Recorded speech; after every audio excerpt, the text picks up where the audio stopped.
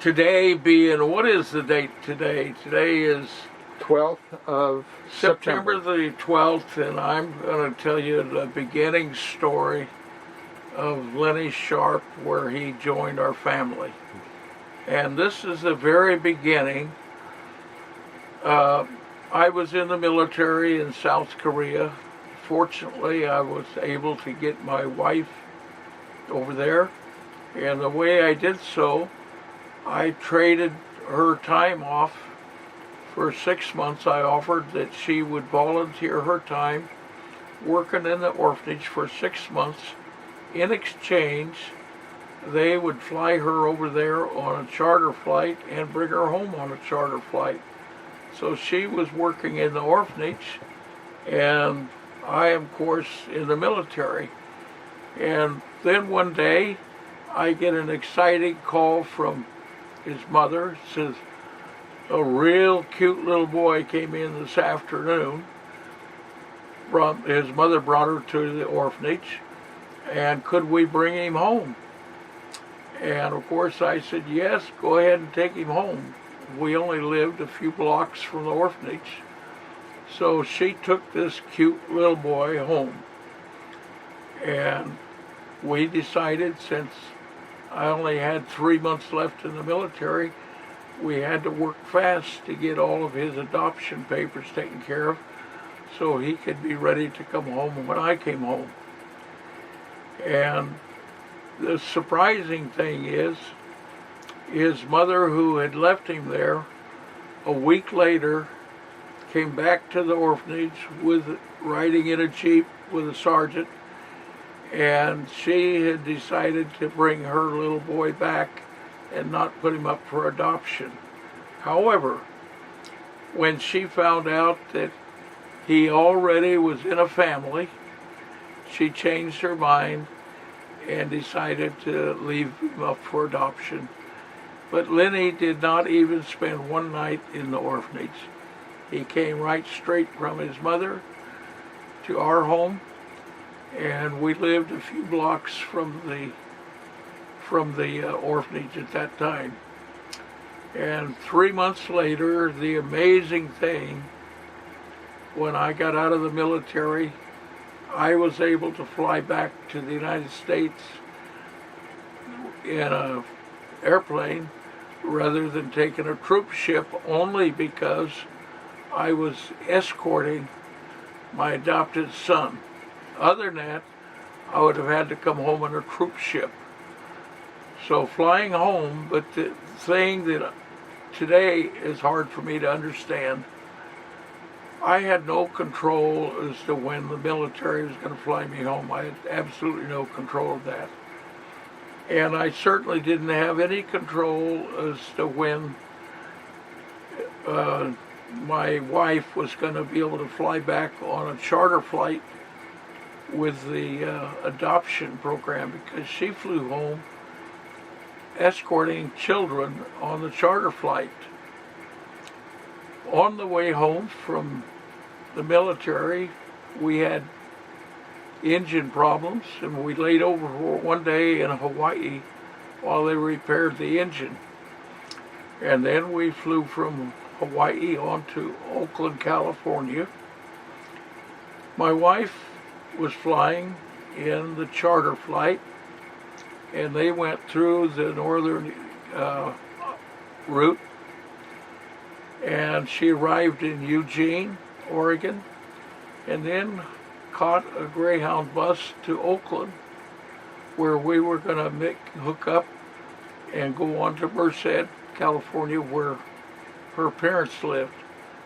The thing that's hard for me to understand today, with neither one of us having any control of who we're traveling with, we arrived at the Oakland Greyhound bus depot at the same hour. That's impossible, but it happened. And then all three of us now, got in the bus and headed for Merced. The first thing I remember about the bus ride is Lenny had a sweatshirt that had a hound dog on it. And he looks at a Greyhound bus and he hollers, "Hound dog bus, hound dog bus," because he had a hound dog on his sweatshirt. So I could tell so many stories. I could go on for a week about Lenny when he was young. One of the stories I can tell you right now, as it comes to my mind, when Lenny was 5 years old, he got pneumonia, and we had to take him to the hospital in Mariposa, California. And after his pneumonia was getting over, he's sitting on the table talking to his doctor. And when he got through talking, he was 5 years old at the time, and the doctor turned to us and he says, "My goodness, how smart is this kid?" He says, "He's talking way beyond his age." So we ended up, because of that, we knew we were going to go back to the Korea again. We actually took Lenny to a place to be evaluated because we felt he needed to be in special education because of his smartness. And when he was 5 years old, they evaluated him at being 10 years old. So I always knew that he had a good brain, I'll put it that way. And everything that Lenny has done, he's expressed this. But one of the stories I'll tell you that he's never heard before until right now, his mother took him into the bank where she worked. And a lady there had a table, and she offered him a piece of candy. And so she put candy in one of his hands, and then he took his other hand out and says, "I need a piece of candy for this hand." And his mother liked to come unglued. That wasn't what she thought was the thing to do. But Lenny had a way of trying to get ahead on everything. And that was one of the stories that I've always remembered. Let's take a look at these photos. When I look at this photo number one, I can tell you he's a cute young boy. But this was taken before when we adopted him, he was 22 months old. And this is probably taken when he was maybe a year old. That was before our time, I can tell you that. Now, if you'll flip the page, this is another picture that was taken while he was still with his Korean mother. And that was at his birthday. They were having a great event, and as you can see, all of the different things that they brought to his party. But he's dressed up for his birthday party. Now here is another picture that was taken, I can tell you by looking at him, after we adopted him. He's probably around, I'd say, 2 years old at this point. So where were we? I can't tell you exactly where we've taken this at, but I can tell you right now that he's over 2 years old, and he's 20. And this was taken prior to us adopting him. Okay? In my traditional Korean This garb. was taken with his Korean mother. Yeah. Yeah. Yeah, this was taken, I would suggest, in Korea for sure. And one of the things that you'll notice about him standing in this picture, he had ridden on his mother's back, and the Korean children, they developed being a little bit bow-legged because their legs are wrapped around them when they're very young. If you look at his legs, and I'm sure he's still bow-legged today at age 65, but that was taken in Korea, probably. Yeah, I can tell by the background. Now this, of course, was taken after we had adopted him, and as you can see, the fine young gentleman there, who at that time I was about 23 years old, and his mother, who at that time she was probably about maybe 20 years old. I married her when she was still 17, and married her in June. She turned 18 in October, and I turned 22 in October at that time. And so we were still very young. Now this was taken probably, I would say, looking at his age and everything, probably maybe 6 months after we had adopted him. At that time he's probably about 2.5 years of age. Fine young man, and there of course he's practicing on his guitar. I think he still has a guitar, I'm not sure, but he's practicing on his guitar. And here, this is taken in Korea, probably as we're getting ready to go to the airplane. He's got his bag and I've got my bag, and we were probably on the way to the airport, getting ready to fly. And there, of course, he's on the way to the airport again. He's got his bag. We're heading out. Now we're in Merced, California, at our swimming pool. This, by the way, is the house and everything was built by my father-in-law and myself. I worked as the carpenter in building that house, and I remember everything about the swimming pool you see in the background. And this is another one when he was probably getting close to 3 years old. And this again, probably in the same age bracket. Fine looking young boy though, isn't it? That is good. Now here you can see, oh, he's unstrained a little bit.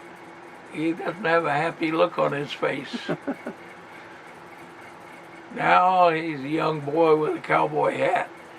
And this was probably taken, I would suggest looking at the background, he's up in Mariposa someplace. That's the Mariposa Hills. Now he's got his bow and everything and his quiver. He's ready to go hunting, you know. Now he's getting ready to join the military. And these military clothes, I can tell you, that's something we had made while I was in Korea. Okay? And now here again is his military outfit. He's probably talking about joining the Navy right there. And this particular picture was taken, I'm trying to recognize the stairway of where it goes to. I cannot tell you exactly. My own memory isn't quite what it should be. Lake Oswego? No. Maybe. Could be. Right. Could be.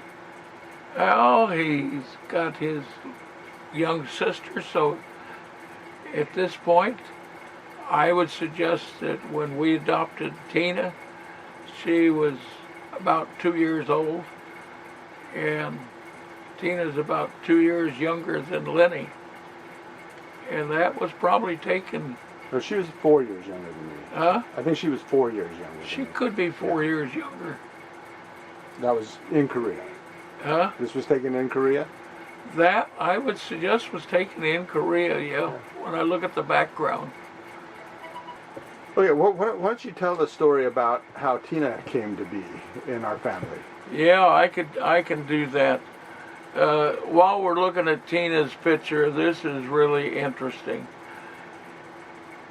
Her mother and I had decided in Korea that we would go and look for a sister for Lenny.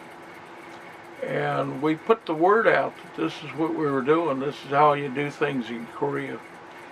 And about 2 weeks later, I came home one day, and a lady by the name of Connie Childress, who had brought Tina to the orphanage, and then she had gone off to the United States.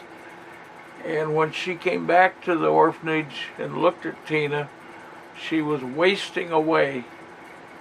And the mother, without asking, picked up Tina and brought her to the house and left her there with our maid. And when I came home, there's Tina. I'm telling you, she didn't look good. She absolutely didn't. And I said, oh my goodness. I was going out and specializing one older and all of that. But this one has been brought to our house and just dumped off.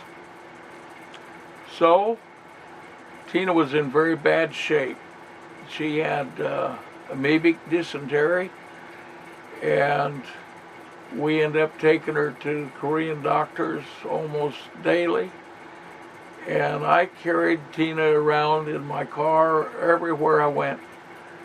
And I'll tell you, the young girl being taken care of, she just came back to life. We got rid of the amoebic dysentery, and she came back to normal. She really turned out to be a great little girl. And this again is Tina. This is back in the States.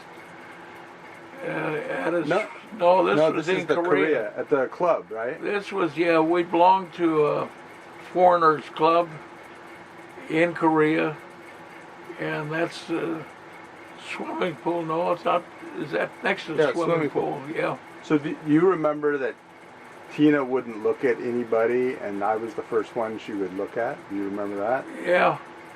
She would be in her crib, and when somebody came in, she would turn her head, and she bonded with me first. Yeah.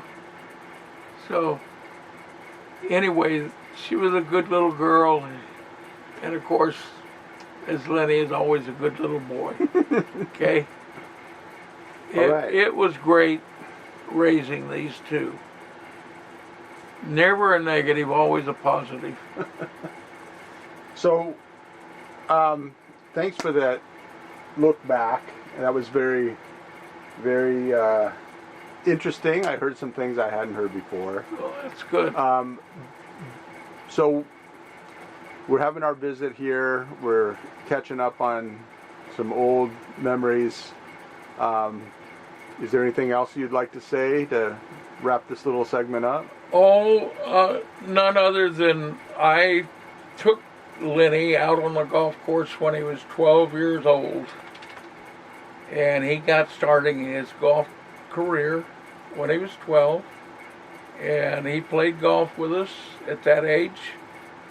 And I'm glad I got him on the golf course, because now at age 65, he's still playing golf.